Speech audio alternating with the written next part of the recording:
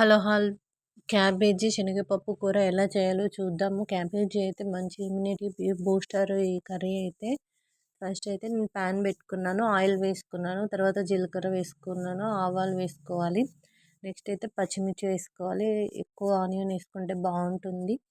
పచ్చిమిర్చి వేసుకున్నాను. ఇవైతే దంచిన పచ్చిమిర్చి వేసుకున్నాను. ఇవి మొత్తం మగ్గిన తర్వాత కరివేపాకు వేసుకోవాలి. నెక్స్ట్ అయితే అల్లం వెల్లుల్లి పేస్ట్ వేసుకోవాలి. ఇది మొత్తం బాగా మగ్గించుకోవాలి. బ్రౌన్ కలర్లోకి వచ్చిన తర్వాతనైతే పసుపు వేసుకోవాలి. ఇది కూడా మంచిగా కలుపుకోవాలి. ఆ తర్వాతనైతే నానబెట్టి ఒక 1 అవర్ లేదా హాఫ్ అన్ అవర్ నానబెట్టుకున్న శనగపప్పు అయితే వేసుకోవాలి. మన క్యాబేజీ క్వాంటిటీని బట్టి వేసుకోవాలి. ఒక పెద్ద క్యాబేజీ తీసుకుంటే ఒక టీ గ్లాస్ శనగపప్పు అట్లా వేసుకోవాలి.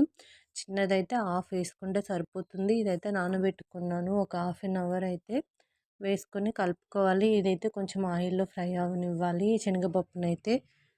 అప్పుడే అయితే టేస్ట్ వస్తుంది ఈ కర్రీకి. మంచిగా ఉడికిన తర్వాత నెక్స్ట్ క్యాబేజీ వేసుకున్నాను. ఇలా సన్నగా పొడుగా కట్ చేసుకోవాలి. మీకు చిన్నగా ఇష్టమైతే చిన్నగా కూడా కట్ చేసుకోవచ్చు. ఇదే మొత్తం దాంట్లో వేసుకొని బాగా మిక్స్ చేసుకోవాలి.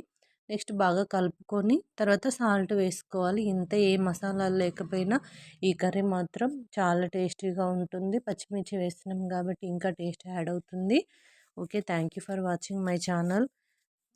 ఒకసారి దీంట్లో కూడా నా ఛానల్లో చాలా రెసిపీస్ ఉంటాయి. సింపుల్గా చేసేవి ఉంటాయి ఎక్కువ శాతము. కావాలి అంటే ఫాలో అవ్వండి, సబ్స్క్రైబ్ చేసుకోండి మోర్ వీడియోస్ కోసం.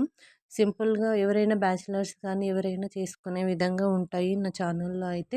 ఇంతే, కర్రీ అయితే రెడీ అయిపోయింది. ఇక తినొచ్చు. దీనికైతే చపాతీలోకైనా అన్నంలోకైనా బాగుంటుంది. Thank you for watching my channel. Once again do subscribe to my channel. Thank you.